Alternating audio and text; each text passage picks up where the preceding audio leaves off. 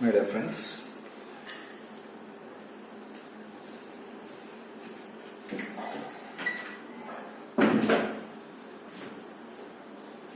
in previous class we discussed about the infimum and supremum of union of supremum of union of any two sets. So we already proved ourselves supremum of A union B equals supremum of supremum A supremum B. Similarly, if A and B are any two non-empty subset of R which are bounded, then infimum of A union B equals infimum of infimum A infimum B. Infimum of infimum A infimum B. How to prove this one? So the proof is in this way. For let infimum A equals some n1 and infimum B equals some n2. Then n1 be the infimum of A means x greater than or equals n1 for all x fall in A. Also n2 be the infimum of B. We know that x greater than or equals n2 for all x fall in B.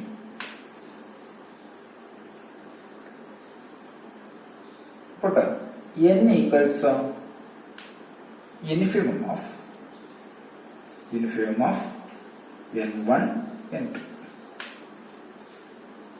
So clearly, since n is the infimum of n1, n2, here n1 less than or equals x.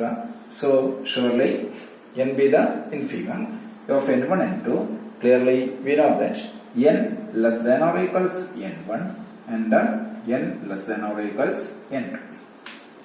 So combines these two, x greater than or equals n1 and n less than or equals n1 means n1 less than or equals x but n less than or equals n1. So we can conclude that n less than or equals x. N less than or equals x for all x fall in A. Again, x greater than or equals n2. X greater than or equals n2 means n2 less than or equals x and n less than or equals n2. So what do you get here? N less than or equals n less than or equals x for all x fall in A and n less than or equals x for all x fall in B. So combines. What do you get? N less than or equals x for all x fall in A union B. That means A union B is bounded below. A union B is bounded below. So now suppose the infimum of A union B. Let capital N be the infimum of A union B. Let capital N is infimum of A union B. Then we have to show that this capital N equals small n, infimum of infimum A, infimum B. So how? Since infimum of A union B equals n, infimum of A union B equals n. And what is n? N be a lower bound of A union B. Then immediately you can conclude that this n less than or equals n. Since n be the infimum of A union B and n is according to this argument, n is a lower bound of A union B. So immediately n less than or equals n. Mark it as equation 1. Again, what is n? N is an infimum of A union B means n be the lower bound of A union B. Okay, n be the lower bound of A union B. That means n be the lower bound of A union B means x greater than or equals n for all x fall in A union B. Agree? So that means x greater than or equals n for all x fall in A and x greater than or equals n for all x fall in B. Enough. So x greater than or equals n for all x fall in A, x greater than or equals n for all x fall in B, but n less than or equals x, that one. So what's the conclusion? You can conclude that n less than or equals n for all x fall in yes, n less than or equals n or n less than or equals n1. Instead of this, if you use these arguments, x greater than or equals n for all x fall in A and x greater than or equals n for all x fall in B. Agree? But x greater than or equals n1. So what do you get? N less than or equals n1 for all x fall in A and n less than or equals n1 for all x fall in B means n less than or equals n1 and n less than or equals n2. Okay.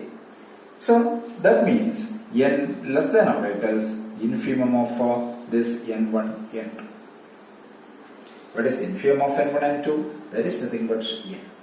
So n less than or equals n less than or equals n modulus 2. So combines this 1 and 2, we have n equals n. What is capital N? That is infimum of A union B. And what is small n? Small n be the infimum of A, infimum of A and infimum B. So we have infimum of A union B is nothing but infimum of A, infimum of B. Clear? Yes. Now, let us discuss another result. Listen. Let S be a non-empty subset of R. Let S be a non-empty subset of R. Let A, comma, which is bounded above. A fall in A is an element, A is a real number. A fall in A. Then A plus S equals A plus S equals A plus X, set of all A plus X for all X fall in S. A plus X for all X fall in S. Now we show that supremum of A plus S. Supremum of A plus S equals A plus supremum of S. A plus S is defined there. S is a non-empty subset of set of reals.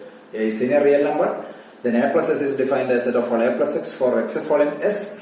Then we have to show that supremum of A plus S is nothing but A plus supremum S. How? It's immediate. Why? Because S is bounded above. S is bounded above means let it be supremum exists. Let U equals supremum S. Why? Because S is bounded above. U equals supremum X S means come to the definition of supremum. That means X less than or equals U for all X fall in S. For all X fall in S. So X less than or equals U means immediately since A is a real number, so A plus X less than or equals A plus U for all X fall in S. So A plus X less than or equals A plus U means what about A plus U? For all X fall in S, A plus X less than or equals A plus U. Then come to the definition of upper bound. A plus U be an upper bound of come on. A plus U be an upper bound of A plus S. A plus U be an upper bound of A plus S. Again, let V be an upper bound. V be an upper bound of A plus S. That's our assumption. Since V be an upper bound of A plus S, so immediately A plus X less than or equals V, A plus X less than or equals V for all X fall in S. Agree? That means X less than or equals V minus A for all X fall in S. So X less than or equals V minus A for all X fall in S means what is V minus A? V minus AB, V minus A, B an upper bound. By definition it is V minus A, B an upper bound of S. Okay. So V minus A, B an upper bound of S. Now listen, what is our assumption? U be the supremum of S. U be the least upper bound, but V minus A, B an upper bound of S. So what's the relation between U and V minus A? Surely U less than or equals V minus A. Why? Because the choice of u is supremum of S, as well as v minus a be an upper bound of S, then immediately we can conclude u less than or equals v minus a. U less than or equals v minus a means u less than or equals v minus a, that means u plus a less than or equals v. U plus a less than or equals v. Therefore, the least upper bound of a plus s is u plus a. Okay, what is v? By the choice of v, that v be an upper bound of a plus s and u plus a less than or equals v, that means least upper bound of, that implies least upper bound of a plus s is a plus u.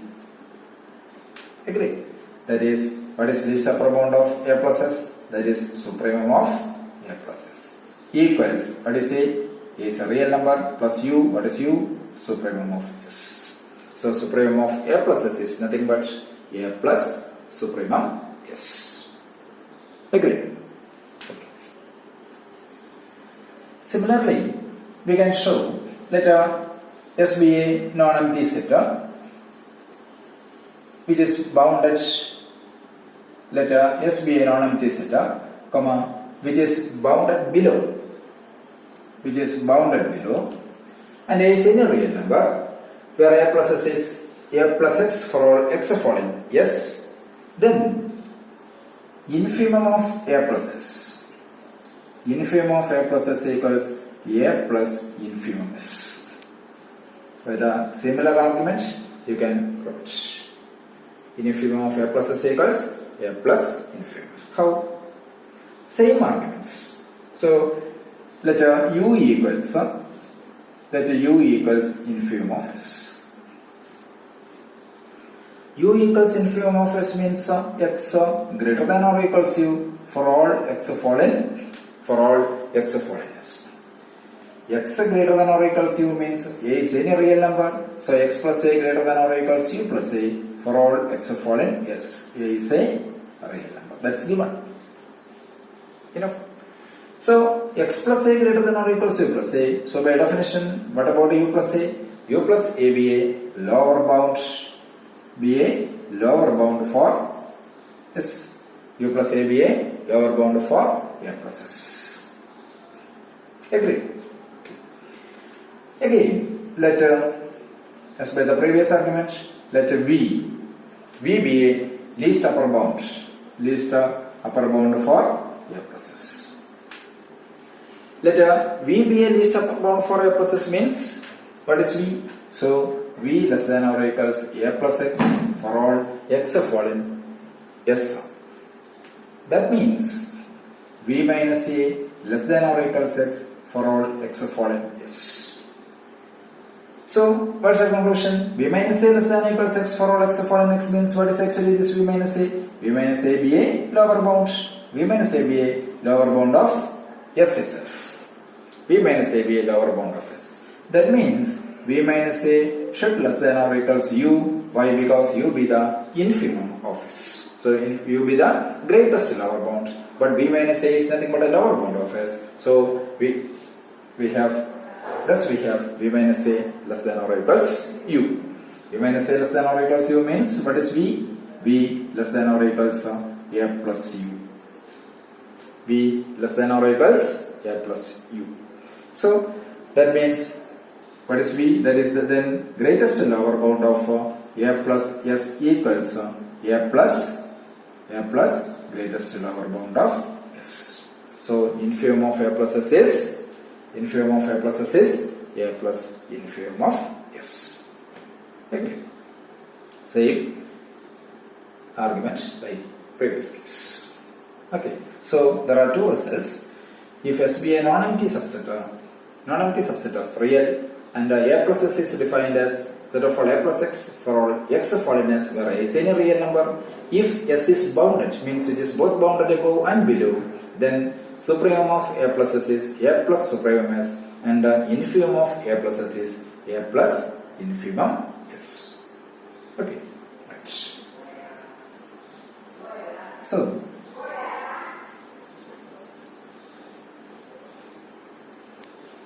now we consider another one. Let A and another result, let A and B are any two non-empty subset of R, such that A less than or equals B for all A fall in A and B fall in B. A and B are non-empty subset of R. A less than or equals B for all A fall in A and B fall in B. Then prove that supremum of A less than or equals infimum of B. If A less than or equals B for all A less than A fall in A and B fall in B, then we have to show that supremum of A less than or equals infimum of B. How? So it's immediate. Why? Because it is given A less than or equals B for all A fall in A and B fall in B. That means each element of B be an upper bound of A.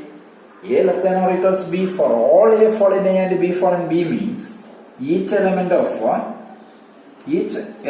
B be an upper bound of E. Since A less than or equals B. Each element of B be an upper bound of A means, so what about supremum of A? Means supremum of A less than or equals B. Supremum of A less than or equals B for all B fall in B. Agreed. That means supremum of A less than or equals B for all B fall in B means supremum A be a lower bound of B. That be a lower bound of B. Supremum of A be a lower bound of B means what is supremum of A? Supremum of A less than or equals infimum of B. What is infimum? Greatest lower bound. Okay. Supremum of A be a lower bound of B, but so supremum of A be a is always less than or equals infimum of B. Infimum of B means greatest lower bound of B. Why? Because the supremum of A acts as a lower bound of B.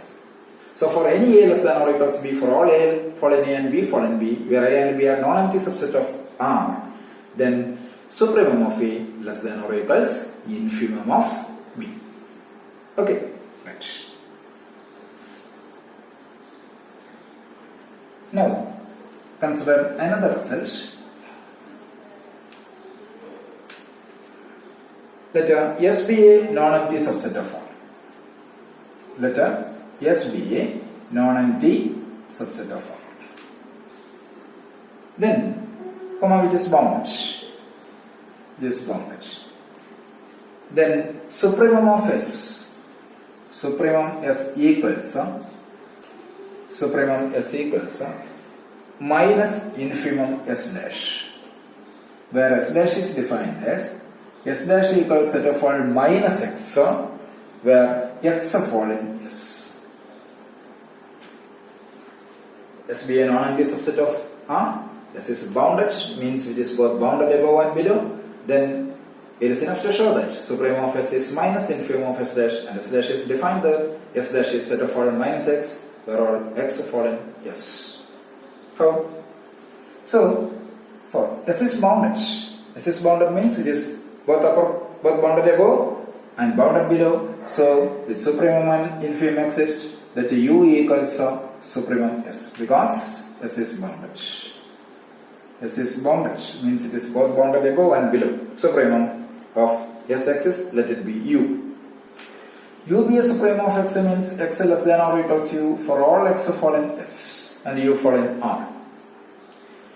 X less than or equals U means minus X greater than or equals minus U for all X fall in S. Minus X greater than or equals minus U, that means what is minus U? By the definition of lower bound, minus U be a lower bound for S dash. Okay. Yes. Again, let V be a lower bound. Let V be a lower bound for S dash. Then V be a lower bound of S dash means, come to the definition of lower bound. V, what is S dash? S dash is defined as set of all minus X for all X fall in S. So V less than or equals minus X for all X fall in S. Agreed? Okay. v less than or equals minus x means minus v greater than or equals x for all x fall in this. Enough? So, by definition, what is minus v? Minus b an upper bound of s. Upper bound of s. Minus v be an upper bound of s. Minus v be an upper bound of s means u less than or equals minus v. Why? Because u be the supremum of s. Because u be the supremum of s. So minus v be an upper bound of s. So u less than or equals minus v because u is the supremum of s. Least upper bound. Agree. So u less than or equals to minus v means minus u greater than or equals v. Minus u greater than or equals v. That means minus u greater than or equals v means, come on, minus u be the greatest lower bound for s dash. Okay, why? What is v? V be the lower bound of s dash, and minus u greater than or equals v. That means minus u will be the greatest lower bound of s dash. So that means what is minus u? Minus u means infimum of s dash. Minus u be the greatest lower bound of s dash. So means minus u be the infimum of s dash. Okay.